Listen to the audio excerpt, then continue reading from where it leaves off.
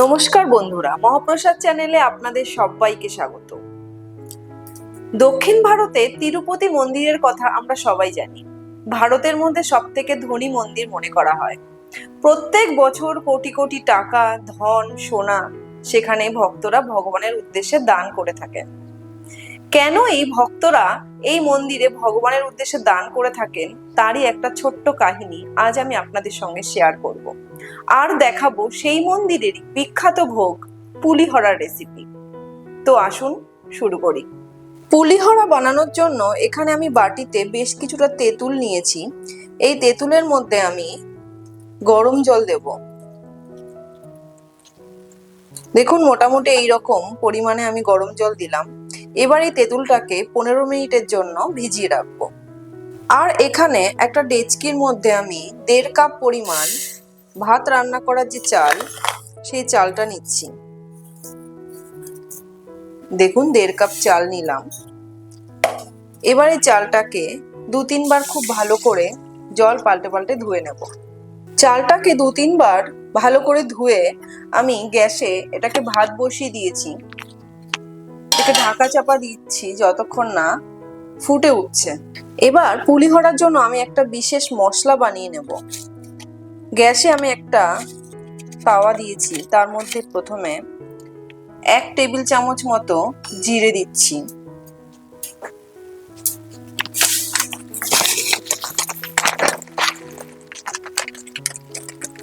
এক টেবিল চামচ গোটা ধনে দিলাম।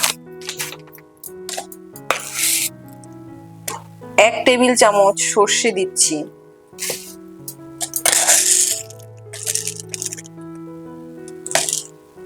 হাফ টেবিল চামচ মতো এখানে গোলমরিচ দিলাম।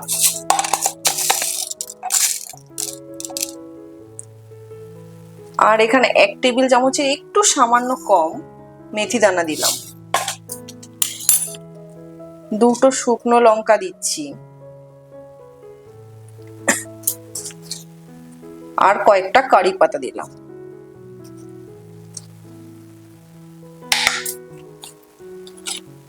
এবার দেব এর মধ্যে 1 টেবিল চামচ মতো তেল। এটা আমি বাদাম তেল দিচ্ছি, কারণ মন্দিরে বাদাম তেল কিংবা তিলের তেলেই এই রান্নাটা করা হয়। তাই আপনারা যখন করবেন হয় বাদাম তেল বা তিলের তেলেই রান্নাটা করার চেষ্টা করবেন। এবার এগুলোকে হালকা করে মিডিয়াম থেকে একটু লো ফ্লেমে হালকা করে মশলাটাকে একটু ভেজে নেব।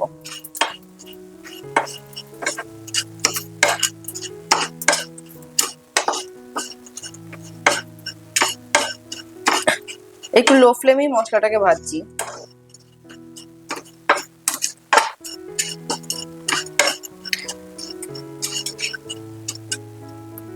একদম ফ্লেমটা লো করে দিয়ে মশলাটাকে ভাজতে হবে, না হলে মশলাটা পুড়ে যাবে।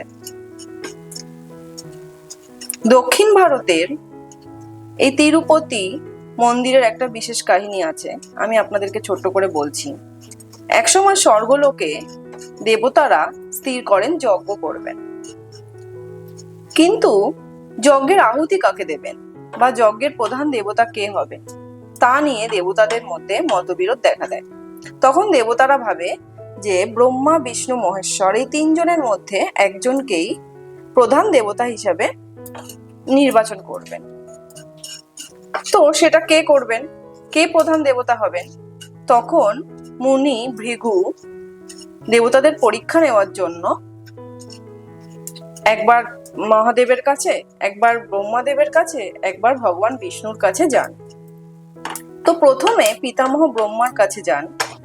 ব্রহ্মলোকে গিয়ে ব্রহ্মাদেবকে তিনি প্রণাম করেন না। তখন তো ব্রহ্মাদেব খুব রেগে যান এবং তাকে সেখান থেকে ক্রুদ্ধ হয়ে বিতাড়িত করেন।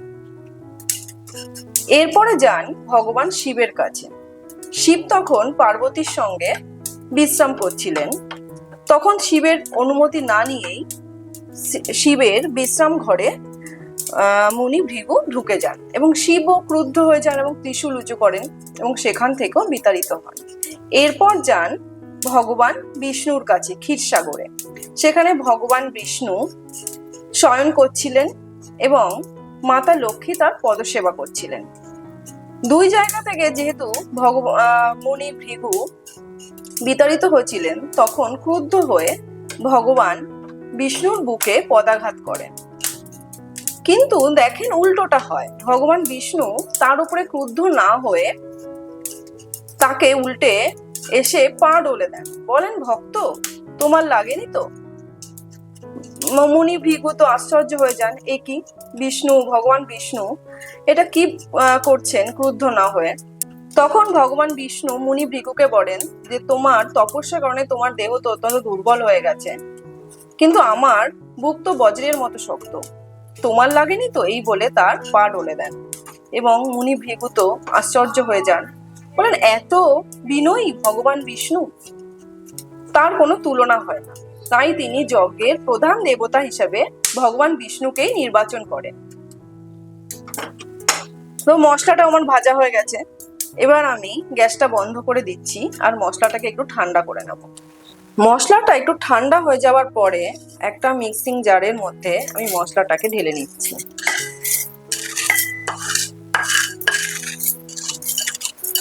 এবার এর মধ্যে খুব সামান্য একটু হলুদ গুঁড়ো দিলাম আর একটুখানি হিং দিলাম, ওই 1 টিস্পুনের মতো একটু হিং দিলাম।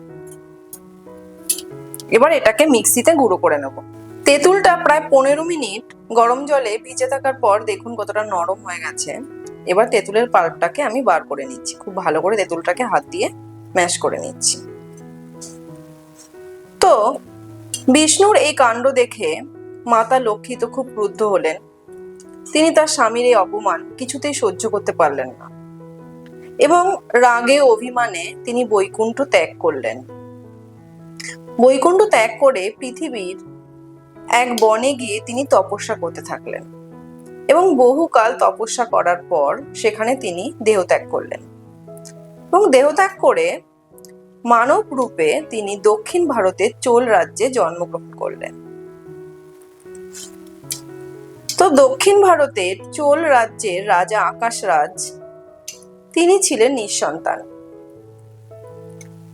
তো তিনি সন্তান লাভের জন্য অনেক যজ্ঞ করতেন।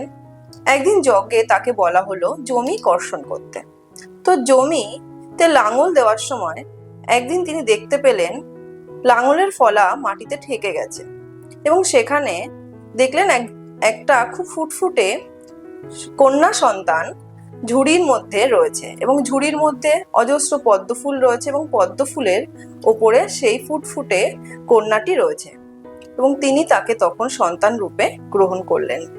তিনি হলেন স্বয়ং মা লক্ষ্মী। যেহেতু পদ্ম ফুলের মধ্যে তাকে পাওয়া গেছিল তাই তার নাম দেওয়া হলো পদ্মাবতী। তেঁতুলের পাল্পটা আমার করে নেওয়া হয়ে গেছে। এবার আমি একটা ছাঁকনির মধ্যে এটাকে ছেঁকে নিচ্ছি।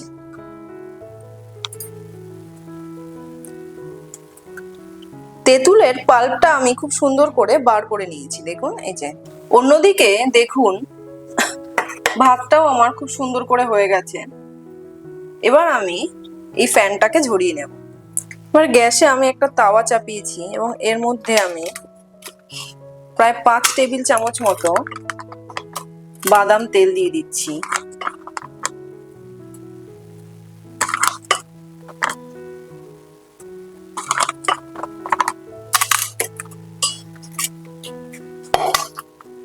তেলটা গরম হয়ে গেছে, এবার আমি এর মধ্যে বেশ কিছুটা চীনা বাদাম দিয়ে দিচ্ছি।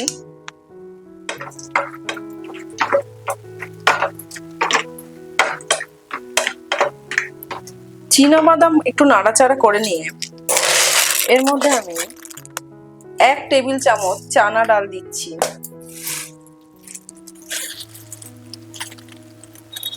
এক টেবিল চামচ এখানে উড়ার ডাল বা বিউলির ডাল সেটা দিলাম। গ্যাসের ফ্লেমটা আমি কিন্তু একদম লো রাখছি। 1 টেবিল চামচ সর্ষে দিলাম, 2টো শুকনো লঙ্কা, একটু কাজু বাদাম দিয়ে দিচ্ছি,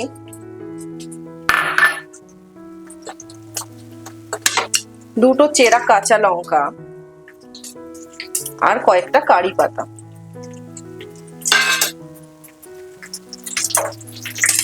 এগুলোকে খুব ভালো করে ভেজে নেব। মশলাগুলো খুব ভালো করে ভেজে নেওয়া হয়ে গেছে। এবার আমি এর মধ্যে সামান্য একটু হলুদ গুঁড়ো দিচ্ছি আর একটু হিং দিচ্ছি, দিয়ে গ্যাসের ফ্লেমটা অফ করে দেব। দিয়ে গরম তেলে এটাকে নাড়াচাড়া করে নেব, দিয়ে এটাকে নামিয়ে নেব। এবার গ্যাসে আমি আরেকটা প্যান চাপিয়েছি এবং এই প্যানের মধ্যে আমি তেঁতুলের পাল্পটাকে প্রথমে দিয়ে দিচ্ছি।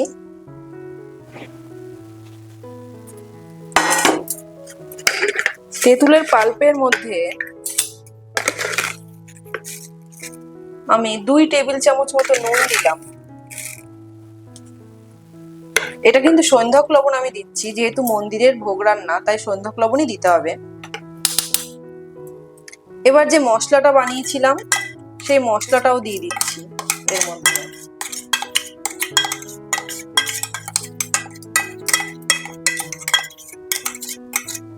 গ্যাসের ফ্লেমটা আমি একদম কমিয়ে দিচ্ছি।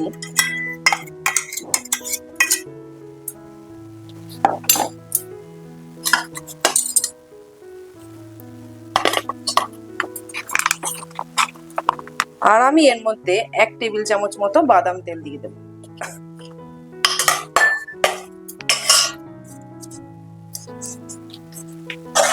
এবার এই মশলা আর তেঁতুলের পাল্পটাকে খুব ভালো করে মিশিয়ে নেব।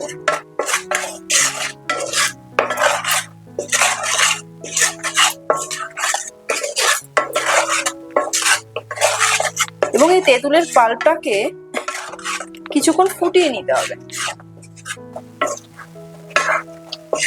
প্রায় 2 মিনিট আমি তেঁতুলের পাল্প আর মশলাটাকে খুব ভালো করে মিশিয়ে নিয়েছি।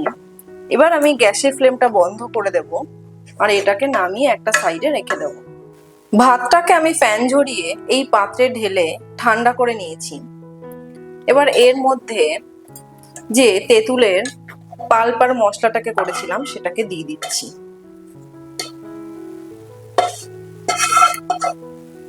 এবার যে ফোড়নটা করেছিলাম বাদাম ফাদাম লঙ্কা এগুলো সব দিয়ে, সেটাও এর মধ্যে দিয়ে দিচ্ছি।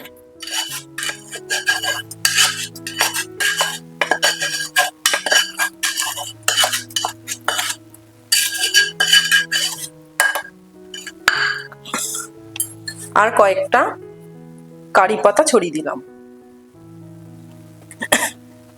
এবার এটাকে হাত দিয়ে মাখতে হবে।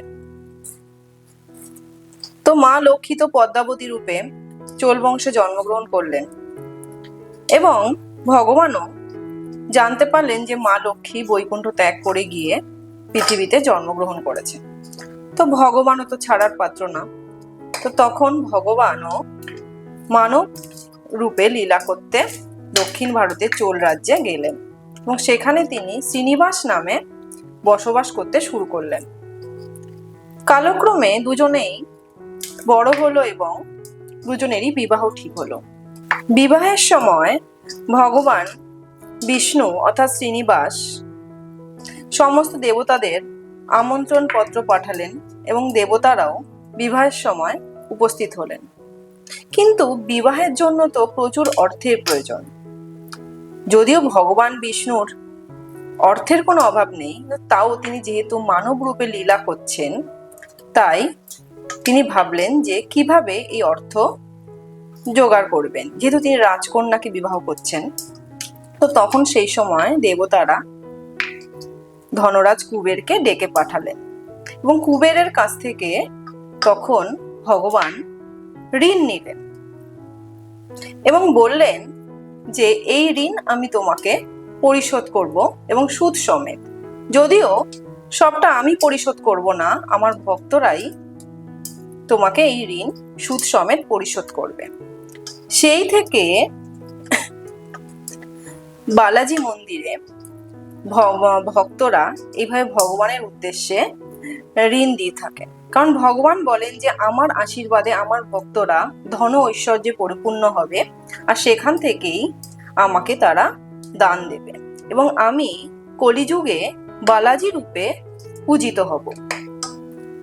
এটাই হলো এই বালাজি ভগবানের কাহিনী।